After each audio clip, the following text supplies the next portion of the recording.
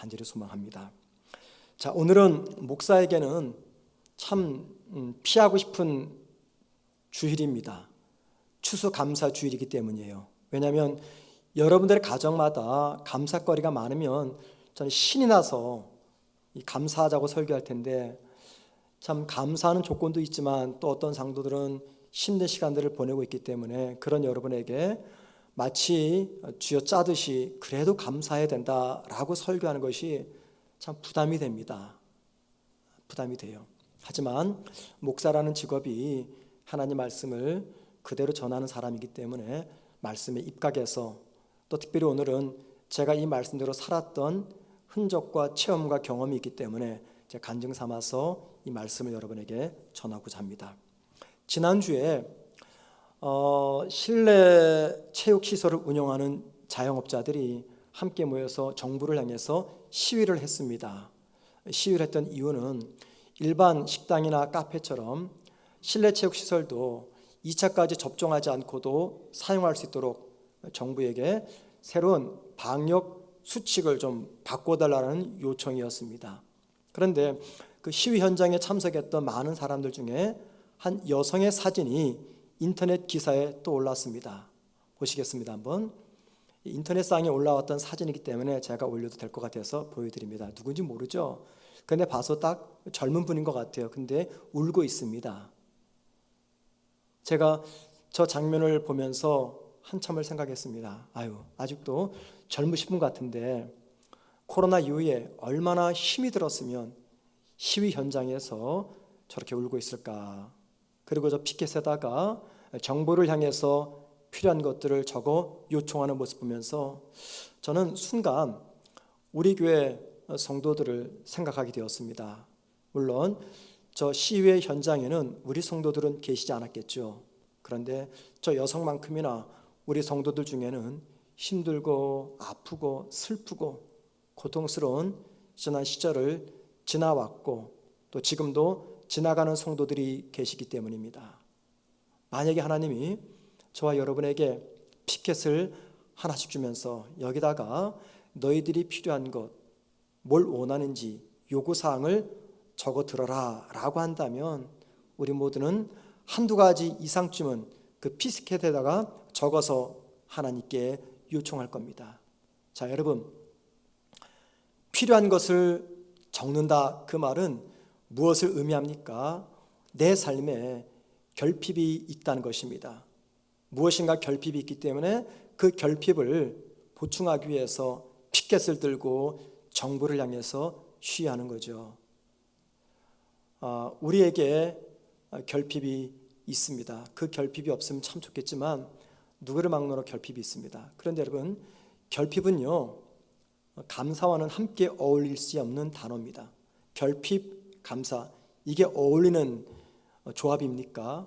전혀 어울리지 않습니다. 그런데 우리 삶에는 많은 결핍이 있습니다. 그래서 2021년 추수감사주일 예배를 맞이했지만 하나님께 감사하자는 이 예배가 왠지는 부담이 되고 감사해야 된다는 목사의 설교가 왠지 모르게 짜증이 나는 그런 주일이 되는 것 같습니다. 여러분, 저와 여러분에게 그럼에도 불구하고 감사해라 말씀하시는 하나님이 참 잔인하게 생각이 되죠. 아니, 도대체 하나님이 내 현실을 보고 있지 않나, 이런 상황에서 어떻게 감사할 수 있나, 그런 생각을 하는 분들도 계실 겁니다. 자, 여러분, 그래서 오늘은요, 이 말씀을 그럼에도 불구하고 왜 우리가 감사해야 되는지, 그 감사의 근본 이유가 무엇인지를 좀 생각해 보도록 하겠습니다. 성경에 기록되어 있는 이스라엘 사회 공동체는요, 국가를 볼 때 우리가 잘 아는 대로 야곱의 12 아들들을 중심으로 형성된 국가입니다. 흔히 12지파라고 이야기하죠. 자, 그런데 오늘 본문 19절에서 하나님은 이스라엘 12지파 중에서 레위지파에게만 언약을 맺습니다. 레위지파에게만. 레위지파는요, 다른 직업을 가질 수 없는 사람입니다. 그들은 성막이나 혹은 성전에서 일하는 하나님의 일만 하는 사람들이에요. 절대 다른 직업을 가지면 안 됩니다. 그런데 하나님이 지금 그들과 언약을 맺고 오늘 19절 말씀 보니 그 언약을 소금 언약이다 이야기합니다. 소금 언약. 고대 근동 사회에서 소금은 변하지 않은 불변성을 상징합니다. 그러니 소금 언약 그 말은 절대 변하지 않는 언약이다 그 뜻이죠. 자, 그럼 여러분, 하나님이 레위 지파와 맺었던 소금 언약의 특징이 무엇일까요? 도대체 무엇을 가리켜 소금 언약이라 말할까요? 20절 말씀을 좀 보시기 바랍니다. 여호와께서 또 아론에게 이르시되 너는 이스라엘 자손의 땅에 기업도 없겠고 그들 중에 아무 분깃도 없을 것이나 내가 이스라엘 자손 중에 내 분깃이요 내 기업이니라. 하나님은 이 말씀에서 레위인의 대표로서 아론에게 두 가지를 이야기합니다. 첫째는 가나안 땅을 정복하게 되면은 이제 그 땅을 12지파별로 분배해 줘야 됩니다. 그때 땅을 분배할 때 아론에 속했던 레위 지파에게는 땅을 주지 않고 나머지 11지파에게만 땅을 주겠다라고 이야기합니다. 두 번째, 그러면 왜 하나님이 레위 지파에게는 땅을 주지 않느냐? 하나님이 레위 지파에게는요 땅의 기업 대신에 하나님이 그들의 분깃 또는 기업이 되겠다 말씀하시고 있습니다. 여러분, 여기 하나님께서 레위인들에게 내가 너희들의 기업이 되겠다 말씀하시잖아요. 바로 그걸 가리켜서 소금 언약이라고 이야기합니다. 11지파에게는 가나안 땅을 기업으로 준다고 말씀하셨어요. 이게 무슨 말입니까? 그 땅에서 얻게 될 내 토지, 또 그 땅에 세워질 나의 집, 그 땅을 통해서 얻게 될 곡식, 가축, 재산, 돈, 이런 것들을 기업으로 주겠다 그 말입니다. 그리고 레위 지파에게는 땅을 기업으로 주지 않겠다 그 말은 레위인들에게는 집도 주지 않겠다, 토지도 주지 않겠다, 가축도 주지 않고 곡식도 주지 않고 재물도 주지 않고 돈도 주지 않겠다라고 말씀하고 있습니다. 대신 하나님이 이 모든 것들을 대신하는 기업이 되어주겠다 약속하십니다. 자, 그런데 여러분, 레위인의 입장에서 볼 때 하나님의 이 언약은 조금 받아들이기가 불편합니다. 두 가지 이유 때문에. 첫째는요, 레위인은 일반 직업을 가질 수 없고 하나님을 위해서 일하는 사람들입니다. 성막이나 성전에서 일하는 종교인들입니다. 자, 그러면 여러분, 우리가 생각하는 게 있죠. 하나님을 위해서 일하는 사람이라면 누구보다도 하나님은 그 사람을 복되게 하셔야 됩니다. 그런데 하나님은 그들에게 땅의 기업을 일절 주지 않겠다 말씀하십니다. 두 번째, 하나님이 레위 지파에게만 기업이 되어 주십니까? 그러면 나머지 11지파는 하나님을 믿든 말든 하나님의 관심도 두지 않습니까? 그게 아니죠. 11지파에게도 하나님은 기업이 되셔서 그들을 보호하시며 그들을 이끄시며 그들을 살려내십니다. 자, 그렇다면 여러분 보세요. 레위 지파 입장에서 볼 때 레위 지파는 하나님만 기업으로 받았어요. 11지파는 땅의 기업도 받고 또 동시에 하나님의 보호하시는 하나님의 기업도 받은 것입니다.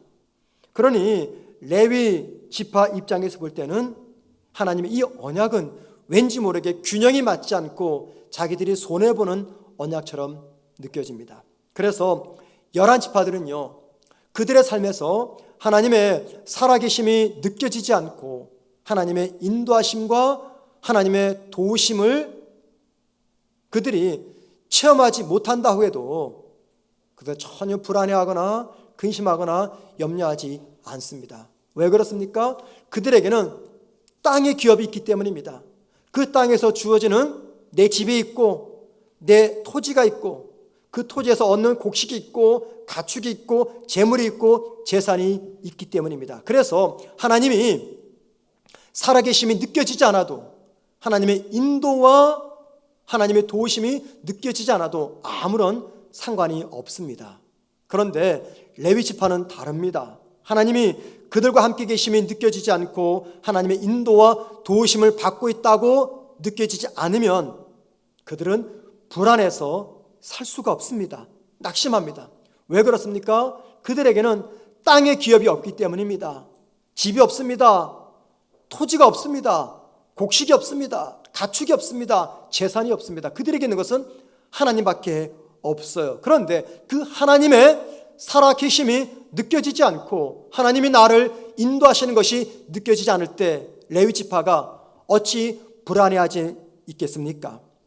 자, 그런데 그런 레위 지파에게 하나님은 뭐라고 말씀하십니까? 어떤 경우에도 내가 너희들의 기업이 되어주겠다 말씀하시고 그 언약의 확실성을 강조하기 위해서 그 언약을 소금 언약이라고 말씀하신 것입니다. 자, 지금까지의 말씀을 요약하면 이렇습니다. 11지파는요, 하나님이 계시지 않는 것처럼 느껴져도 내일에 관한 염려가 생기지 않습니다. 왜요? 하나님이 그들에게 땅을 기업으로 주셨기 때문입니다. 따라서 이들에게는요, 바로 그 땅의 기업이 감사의 조건이 됩니다. 땅이 감사의 조건이 됩니다. 그런데 이들에게는 문제가 있죠. 땅의 기업이 부족하거나 땅의 기업이 사라지면 함께 자동적으로 감사도 사라져 버립니다. 왜요? 이들에게는 땅의 기업이 전부이기 때문에. 그러나 레위 지파는요, 하나님이 없는 것처럼 느껴지면 불안해서 살 수가 없습니다. 왜 그렇습니까? 땅이 아닌 하나님이 그들의 기업이기 때문입니다. 이 말은 그들이 의지할 대상은 하나님밖에 없어요. 하나님밖에 없어요. 그런데 그 하나님이 살아계심이 믿어지지 않고 하나님의 인도하심이 느껴지지 않으면 그들은 불안해서 살 수가 없는 겁니다. 이 말은 역으로 말하면 비록 땅의 기업은 없어도 하나님이 그들의 기업이 되어주시면 그들의 삶은 걱정이 없습니다. 왜냐하면 하나님이 그들의 기업이 되어주신다, 그 말은 그들에게 필요한 모든 것들을 하나님께서 공급해 주시겠다, 그 의미이기 때문입니다. 그래서 여러분, 이들의 감사 조건은 무엇입니까? 땅의 기업이 아니라 그들의 감사 조건은 단 하나, 하나님입니다. 하나님. 하나님이 그들에게는 감사의 조건이 됩니다. 자, 여러분, 오늘 말씀을 우리 각자에게 한번 적용해 보자고요. 어떻게 적용할 수가 있겠습니까? 이 시대의 레위 지파가 누굽니까? 베드로는 베드로전서 2장 9절에서 이렇게 기록해 놓았습니다. 그러나 너희는 택하신 족속이요 왕 같은 제사장들이요 거룩한 나라요 그의 소유가 된 백성이니. 베드로는 이 말씀에서 예수를 믿는 성도를 가리켜 제사장이라고 말합니다. 그런데 여러분, 이 제사장은요 레위 지파에서만 나옵니다. 그러니까는 제사장, 그 말은 레위 지파다, 그 말입니다. 자, 그렇기 때문에 하나님이 내 삶을 책임지지 않으면 나는 살 수 없다고 고백하는 그 성도들, 그래서 하나님께만 마음을 두는 성도들, 바로 그 성도들이 영적 레위 지파라는 것입니다. 하나님을 자신의 기업으로 삼는 성도는 어떻게 살아갈까요? 자신의 마음을 하나님께만 드립니다. 자신의 처지와 상황이 마치 하나님이 없는 것처럼 느껴져도 마음을 하나님께 두는 성도들은 그 가운데서도 평안과 기쁨을 잃지 않습니다. 마음을 하나님께 두기 때문에 상황, 환경 혹은 땅의 기업과 관계없이 하나님께 감사하게 됩니다. 누가요? 하나님께 내 마음을 드리는 성도가. 자, 그래서 여러분이 지금 평안하십니까? 그 어느 때보다 평안하세요? 그 어느 때보다 감사가 흘러 넘칩니까? 그 이유가 무엇 때문이라고 생각하십니까? 혹시 그 이유가 땅에 기업이 풍성하기 때문은 아닙니까? 아니면 땅에 기업은 없지만 하나님이 나의 기업이 되기 때문입니까? 혹 여러분 마음속에 근심이 가득합니까? 여러분에게 평안이 없고 감사가 사라졌고 내일이 두렵습니까? 그 이유가 무엇 때문입니까? 땅의 기업이 사라져서 그렇습니까? 아니면 하나님의 살아계심이 느껴지지 않아서 그런 것입니까? 여러분, 내가 오늘 평안하고 내가 오늘 감사하는 그 이유가 땅의 기업 때문인지 아니면 하나님 때문인지 이게 확인하기가 어렵죠. 쉽게 확인할 수 있는 방법이 있습니다. 하나님이 나에게 있는 땅의 기업들을 거둬가시면 압니다. 땅의 기업이 사라질 때 미래에 대한 두려움이 엄습해옵니까? 감사가 사라집니까? 그것은요, 그동안 하나님이 나의 기업이 아니었다는 말입니다. 여러분은 하나님을 기업으로 삼았지만 땅의 기업이 사라지는 순간 평안이 사라져버리고 내일이 무섭다면 여러분은 스스로 속인 겁니다. 하나님이 기업이 아니라 땅이 그동안 여러분의 기업이었던 것입니다. 그러나 만약에 땅의 기업이 사라져도 내 마음이 평안합니다. 미래에 대한 두려움이 없습니다. 왜 그렇습니까? 그 이유는 하나님을 나의 기업으로 삼았기 때문입니다. 그런 성도들은 땅의 기업이 사라져도 하나님을 향한 감사는 절대 식어지지 않는 것입니다. 하나님이 간혹 나에게 있는 땅의 기업들을 거둬 가실 때가 있죠. 갑작스럽게 거둬 가십니다. 그래서 미래가 막막해집니다. 어느 날 갑자기 건강했던 내 건강의 적신호의 불이 켜집니다. 그 문제들이 나의 잘못으로 인해서 생긴 문제든지, 아니면 코로나 같은 자연 재앙 때문에 생긴 문제든지, 아니면 정부의 잘못된 정책 때문에 생긴 문제든 관계없습니다. 하나님은 그 문제를 이용해서 꼭 확인하는 것이 있습니다. 확인하는 것이 있어요. 무엇이 나의 기업인가 라는 것입니다. 땅이 나의 기업인가, 아니면 하나님이 나의 기업인가, 하나님은 확인하십니다. 그리고 땅이 아닌 하나님을 나의 기업으로 삼는 성도들은요, 땅의 기업이 사라지는 순간에서도 하나님을 향한 감사의 고백을 잃지 않습니다. 왜 그렇습니까? 마음을 땅이 아닌 하나님께 두고 있기 때문입니다. 우리는 기쁨과 평안과 감사는요, 땅의 기업과 밀접하게 연관되어 있다고 생각을 합니다. 그래서 땅의 기업이 풍성해지면 감사가 커지고 땅의 기업이 줄어들면 감사가 줄어듭니다. 그런데 땅의 기업이 아닌 하나님을 기업으로 삼는 성도들에게는 어떤 특징이 나타날까요? 그것은요, 땅의 기업과 관계없이, 내 건강과 관계없이 항상 평안합니다. 항상 기뻐합니다. 항상 감사합니다. 심지어 하나님을 기업으로 삼는 성도들은요, 하나님의 뜻을 위해서라면 자기 스스로 자신의 땅의 기업을 거둘려고 합니다. 그 대표적인 인물이 우리가 잘 아는 삭개오입니다. 삭개오는 주님을 만난 다음에 주님 만나기 전에 사람들로부터 부당하게 취했던 그 이득들을 다시 돌려주겠다고 예수님께 약속을 합니다. 누가복음 19장 8절 말씀 보시겠습니다. 삭개오가 서서 주께 여짜오되 주여 보시옵소서, 내 소유의 절반을 가난한 자들에게 주겠사오며 만일 누구의 것을 속여 빼앗은 일이 있으면 내 갑절이나 갚겠나이다. 삭개오의 직업이 무엇입니까? 세리였습니다. 세리는 평생 불의한 방법으로 땅의 기업인 재산을 모으는 사람들이었습니다. 그래서 삭개오도 평생 불의한 방법을 이용해서 땅의 기업을 모았습니다. 그런데 자신이 모았던 재산 중에서 절반은 가난한 사람들에게 나눠주고 나머지 남은 절반은 가지고 부당하게 취했던 그 이득에 4배를 더해서 갚겠다라고 이야기합니다. 자, 여러분, 만약에 삭개오가 자기가 말한 대로 실천하게 되면요, 삭개오는 거지가 되고 맙니다. 자기의 전 재산이 다 사라지고 맙니다. 지금 무슨 이야기를 하고 있는 것입니까? 누가 나의 기업이냐, 이 이야기를 하고 있는 것입니다.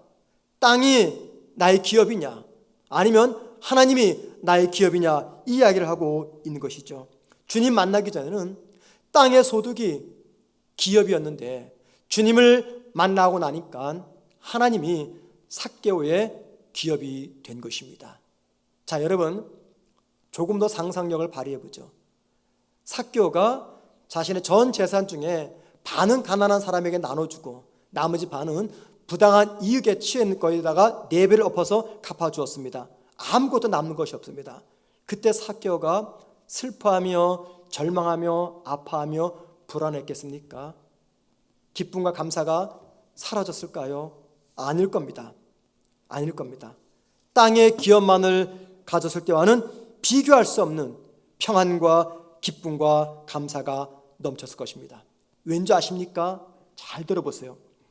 그의 마음을 하나님께 두었고, 마음을 하나님께 두니까 자동으로 기업 대신 하나님을 통해서 모든 것들을 바라보았기 때문입니다. 그 전에는요, 땅의 기업이라는 안경을 쓰고 모든 걸 보았어요. 그러니까는 수단과 방법 가리지 않고 더 많이 걷어들여야 됩니다. 그런데 주님 만나고 나니까 안경이 바뀌었어요. 땅의 기업이 아니라 하나님으로 바뀌었어요. 기업이신 하나님을 가지고 하나님을 통해서 자신의 인생과 주변과 삶을 바라보니까요, 그는 자신의 전 재산을 다른 사람들에게 나눠줘도 그것 때문에 슬퍼하거나 괴로워하거나 불안해하지 않고 더 적극적으로 기뻐하며 평안 누리며 감사한 생활을 했을 것입니다. 마음을 하나님께 두었기 때문이죠. 현존하는 신학자 중에 가장 뛰어난 신학자를 이야기하자면 알리스터 맥그라스라는 교수를 이야기합니다. 알리스터 맥그라스. 나이 한 지금 70 정도가 됩니다. 현존하는 신학자 중에서 가장 뛰어난 학자라고 말해도 과언이 아닙니다. 그런데 여러분, 이분은요, 지금 현재 영국 옥스퍼드 대학교의 교수인데 그가 20살 초반까지는 무신론자였습니다. 무신론자. 과학을 숭배했던 사람이에요. 자, 무신론자였던 그가 어떻게 갑자기 그리스도인이 되었는지, 그의 이 회심의 이야기를 그가 쓴 자서적 성격의 책인 지성적 회심이라는 책에 그렇게 놓았어요. 이분은요, 22살 때 옥스퍼드 대학교에서 분자 생물학으로 박사학위를 받습니다. 22살 때. 그러고 나서 이제 2년 뒤에 옥스퍼드 대학교에서 신학 박사학위를 받습니다. 그러니까 천재형 인간이죠. 회심을 하고 2, 3년이 지나서 신학 박사학위를 받은 거예요. 그게 얼마나 뛰어난 학자입니까? 예, 그런 얘기를 해요. 만약에 이분이 분자 생물학을 전공하고 계속 그쪽으로 나갔으면 틀림없이 노벨상을 수상했을 것이다. 그런 이야기를 할 정도로 탁월한 천재형 학자였습니다. 그런데 이분이 옥스퍼드 대학교에서 박사과정에서 분자 생물학을 공부할 때 회심을 합니다. 즉 예수님을 만납니다. 그 전까지는 과학이 그에게는 신이었어요. 어떻게 해서 그가 주님 만났을까? 놀랍게도 설교를 듣거나 성경을 읽어서가 아니라 경건서적을 읽으면서 그가 주님 만납니다. 그래서 그의 자서전 책 제목이 지성적 회심입니다. 그러니까 그의 이성이 회심을 한 거죠. 그 중에 이분이 가장 많은 영향을 받았던 책이 있는데 C.S. 루이스가 쓴 책들입니다. C.S. 루이스가 쓴 많은 책들을 통해서 이분이 영향을 받았는데 그 중에 특별히 한 권, 신학은 시인가라고 하는 이 에세이집을 통해서 알리스터 맥그라스가 지성적 회심을 합니다. 이 신학은 시인가라는 책이 우리말로 번역은 안 됐어요.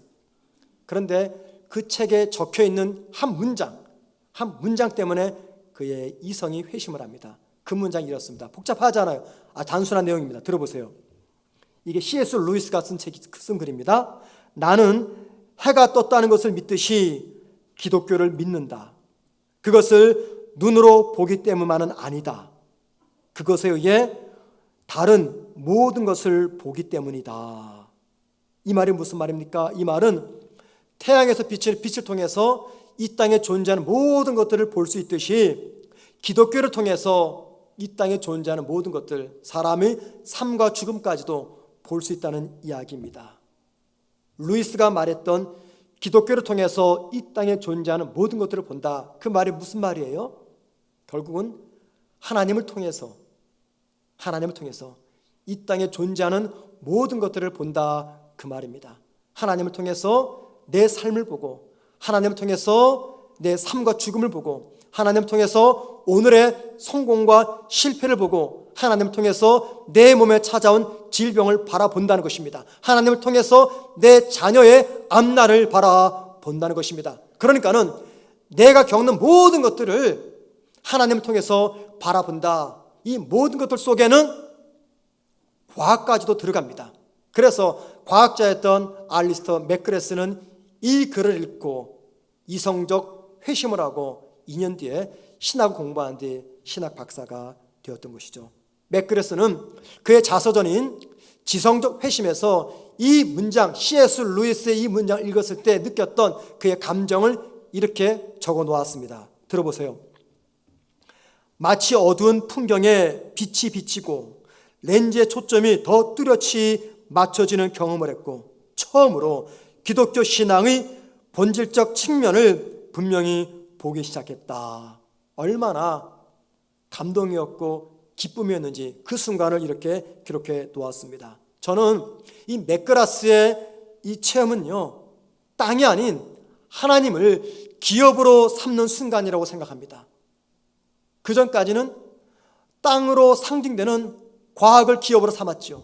그런데 주님을 만나서 이성이 회심하면서 땅이 아니라, 과학이 아니라 하나님이 마침내 그의 기업이 되었습니다. 그리고 하나님께 마음을 두니까는 하나님을 통해서 모든 것들을 바라볼 수가 있었던 것이죠. 그래서 여러분, 하나님을 기업으로 삼는 분들은요, 하나님께 마음을 둡니다. 그리고 하나님을 통해서 모든 현상과 사물과 시간들을 바라봅니다. 하나님을 통해서 내 인생을 보고, 하나님을 통해서 내 실패를 보고, 하나님을 통해서 내 질병을 보고, 하나님을 통해서 나의 성공을 바라봅니다. 하나님을 기업으로 삼고 하나님께 마음을 두고 하나님의 관점으로 이 땅에 일어나는 모든 사건과 현상과 자신의 삶을 바라보니까는 삭개오는 스스로 자진해서 자신의 땅의 기업을 거덜낼 수가 있었던 것입니다. 그리고 맥그라스 역시 하나님을 기업으로 삼고 하나님께 마음을 두고 하나님 통해서 자신의 이성적 한계를 바라보니까는 하나님의 능력은 자신의 좁은 과학적 이성을 뛰어넘는다는 것을 발견할 수가 있었던 것이죠. 그리고 그들의 모습 속에서 터져 나왔던 것은 기쁨이었고 평안이었고 감사했던 것입니다. 지금 제가 전해드리는 이 이야기는요, 제럴드 시처라는 사람이 쓴 회복력 있는 신앙이라는 책에 기록된 한 에피소드입니다. 이 회복력 있는 신앙이라는 책은요, 초대교회, 즉 2000년 전에 이 땅에 존재했던 초대교회 성도들이 어떤 삶을 살아가는가를 기록하고 있는 역사책입니다. 이 책에 페르페투아라는 여성의 이야기가 기록되어 있습니다. 이 페르페투아, 이분은 로마 사람입니다. 원래는 기독교인이 아니었고 로마 우상을 섬겼던 사람이었습니다. 실존했던 여성입니다. 그의 집은 부유했고 그의 아버지는 굉장히 영향력 있는 로마의 고급 관료의 딸이었습니다. 그런데 그녀가 집에서 일하는 여종을 통해서 복음을 듣습니다. 그리고 주님을 만나고 그리스도인이 됩니다. 그 당시 로마 사회에서는요, 로마의 관료들이 혹은 가족들이 기독교 신앙을 갖게 되면은 그들이 누려왔던 땅의 기업들, 재산, 세속적 신분과 지위 또는 세상을 향한 영향력, 이런 모든 것들을 다 빼앗기게 됩니다. 그리스도인이 밝혀지게 되면. 그런데도 페르페투아 이 여성은요, 이 모든 것들을 알면서도 자신의 가족들과 아는 사람들에게 나는 그리스도인이 되었다라고 이야기하고 복음을 전합니다. 그녀의 아버지는 그녀에게 이런 모습에서 빨리 돌아오라고 간청합니다. 이렇게 딸에게 말합니다. 내가 사람들의 치욕이 되게 내버려 두지 말아라. 내가 가버리고 나면 그 말은 죽고 나면 그 말입니다. 왜? 예수 믿으면 죽었기 때문에. 내가 가버리고 나면 더는 살 수 없게 될 내 형제들과 어머니와 이모, 아이를 생각해라. 아마 자녀가 있었던 것 같아요. 내 자존심을 포기하거라. 내가 우리를 다 망가뜨릴 테니. 그런데 페르페투아는요, 아버지와 가족들의 간청을 뿌리치고 그리스도인으로 살다가 마침내 순교합니다. 페르페투아가 아버지와 가족들의 간청을 물리치고 끝까지 로마 제국의 적이 되어서 그리스도인으로 살다가 순교했던 그 이유가 무엇 때문일까요? 무엇 때문입니까? 땅의 기업이 부족해서 그런 겁니까? 아니죠. 땅의 기업보다 더 뛰어난 하나님을 기업으로 삼았기 때문입니다.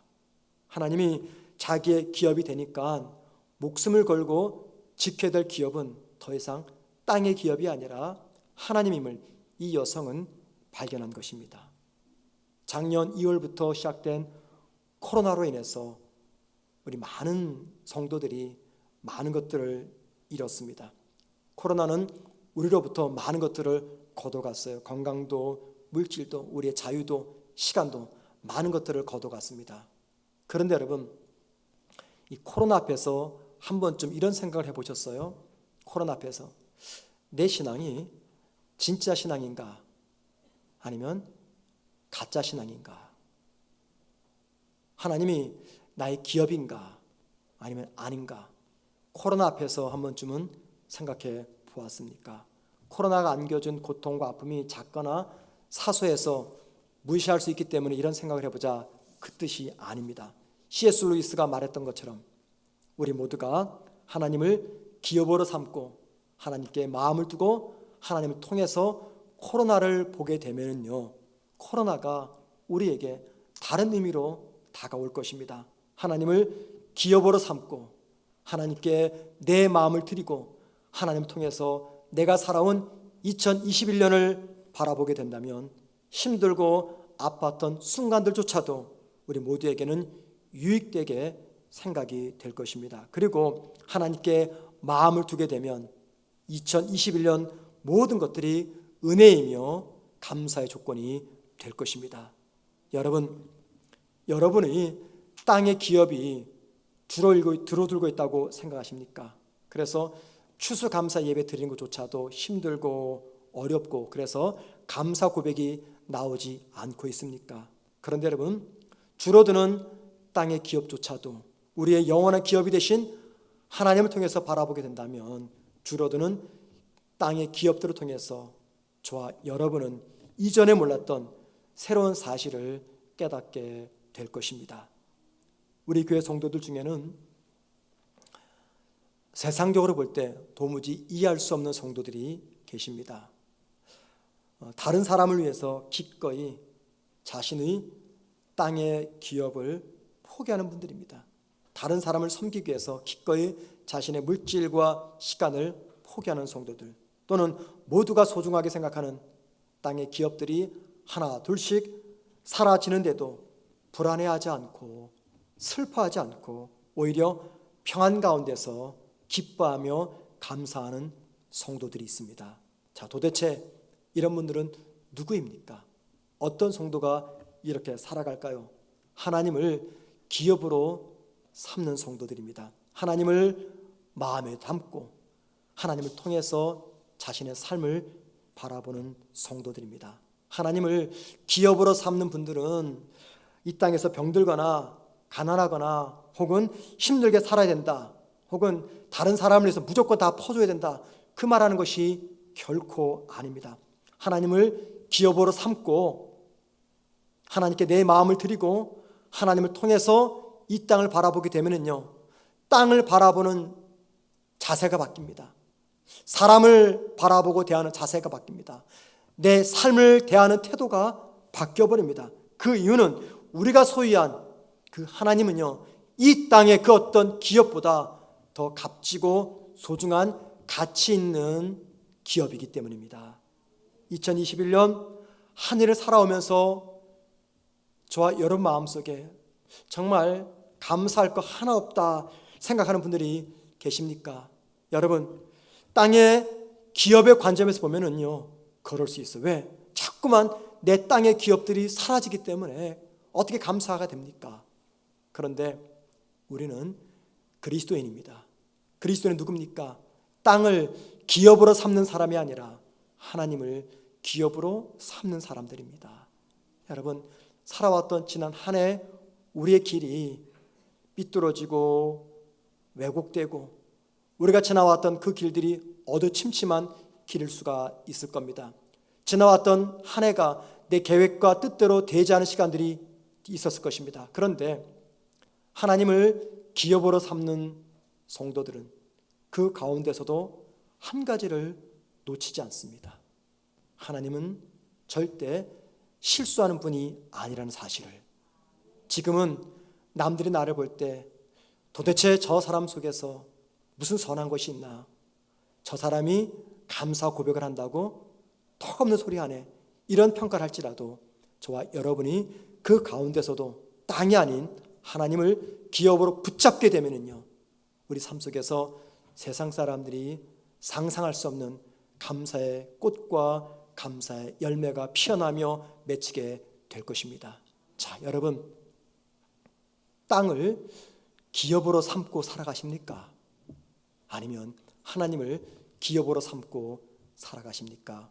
추수감사절 예배를 드리면서 내 안에 존재하는 내가 가장 소중하게 생각하는 그 기업은 땅인지 하나님인지 정직하고 겸손하게 확인해 보시고, 만약에 하나님이시라면 지금 내 삶이 어떠하든지 두려워하지 마시고 하나님을 신뢰하십시다.